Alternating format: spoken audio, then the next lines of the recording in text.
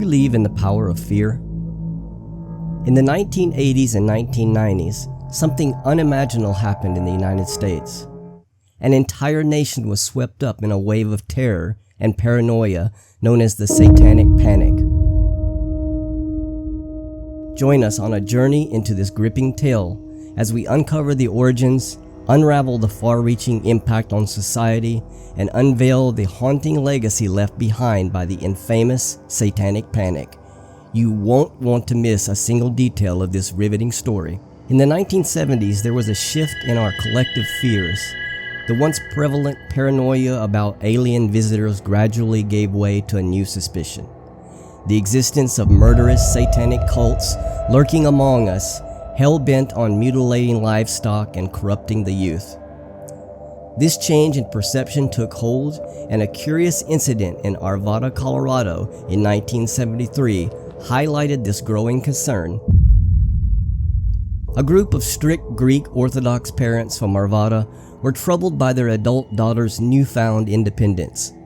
The young woman in their early 20s had simply left home and decided to live with others her age. They rejected the conservative religious beliefs imposed by their parents, but were self-sufficient, gainfully employed, and showed no signs of being brainwashed by Satanists, vampires, or aliens.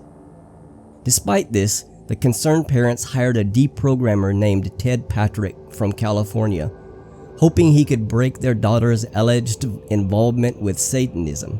Interestingly, in a twist that reflected the Cold War tensions of the time, Ted Patrick also believed that communists were behind many of the cults he claimed to rescue people from. The summer of 1975 brought a new wave of mysterious cattle mutilations in and around Elbert County, Colorado.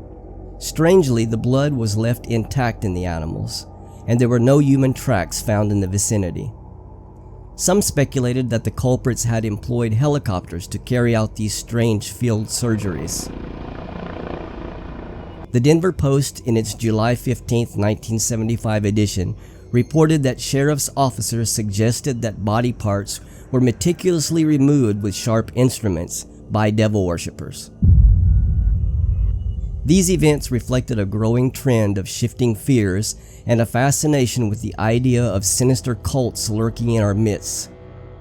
The era was marked by a blend of paranoia and sensationalism that captivated the public's imagination. When child protective investigations surged in the early 1980s, thanks to new mandatory reporting laws, something unsettling unfolded. America, Britain, and other developed nations were gripped by increased public awareness of child abuse. In California, the way incest allegations were handled also underwent a transformation. Instead of police investigators, social workers took the lead, utilizing questionable interviewing techniques that involved leading and coercive methods. Surprisingly, these changes led to a rise in confessions by fathers seeking plea bargains. But that was just the beginning. In a shocking turn of events, children involved in child protection cases began making horrifying claims of physical and sexual abuse committed by caregivers during organized rituals. They spoke of sexual abuse taking place within satanic rituals and the use of satanic symbols. These shocking cases quickly earned the label of satanic ritual abuse, causing a frenzy among both professionals and the media. Adding to the intrigue, adults in therapy sessions began recovering memories of similar abuse from their own childhoods. The impact of these claims and their implications reverberated through society. It was a time marked by unsettling revelations and a growing awareness of the dark underbelly of abuse. In 1983, a highly publicized case known as the McMartin preschool trial took center stage in California, capturing the attention of the entire United States.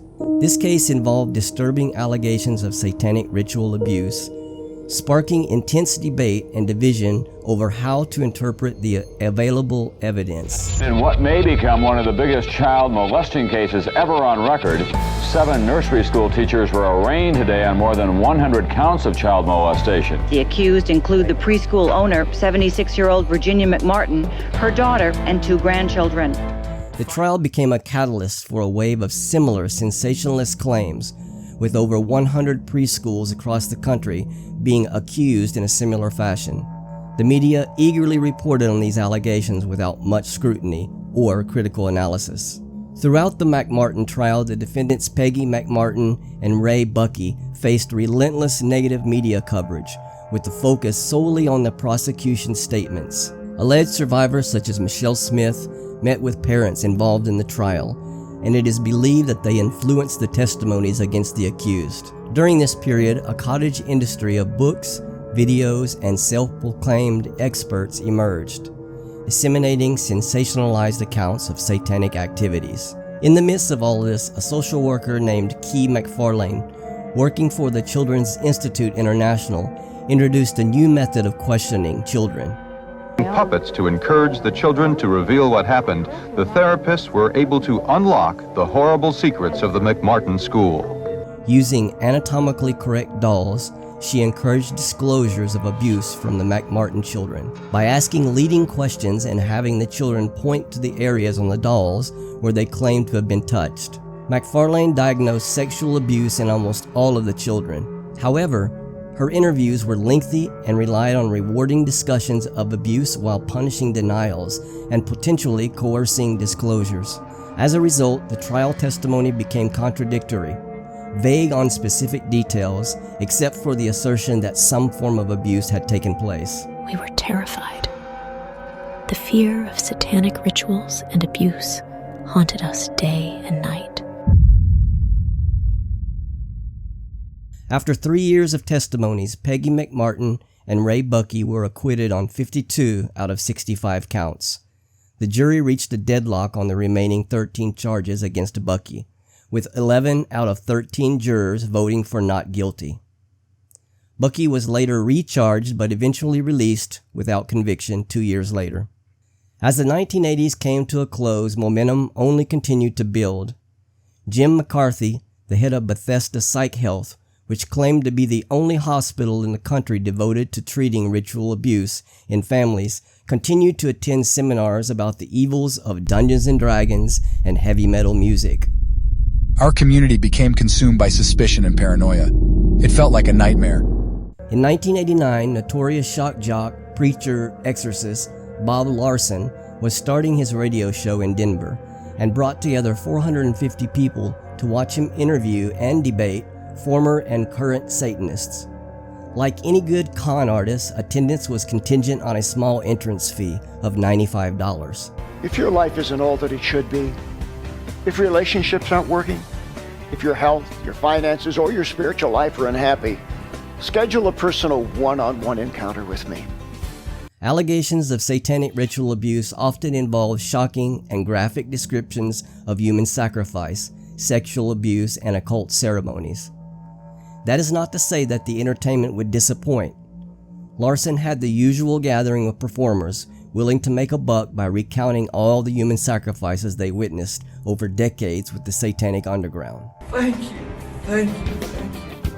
What is your name? Beast. What? Beast. The Beast. The Beast. In 2014, Larson was still raking it in by performing exorcisms over Skype for $295. The Satanic Panic was fueled by a combination of moral panic, misinformation, and the desire to find explanations for societal problems. It tapped into people's fears and anxieties, creating a collective hysteria that spread like wildfire. Many of the alleged memories of satanic abuse were later found to be false or distorted due to suggestive therapeutic techniques. We investigated numerous cases, but the evidence supporting the existence of widespread satanic cults was scarce. But eventually, the number of cases just kept growing and growing and growing. The Satanic Panic led to numerous criminal trials and wrongful convictions, often based on unreliable testimony and faulty evidence. My life was turned upside down. I was innocent, but the damage was done. The Satanic Panic destroyed families and ruined lives. It was a dark time in our history. Join us next time as we delve into another chapter of history, seeking to understand the complexities of our collective past. Until then, may we learn from the mistakes of the past and strive for a more informed and compassionate society.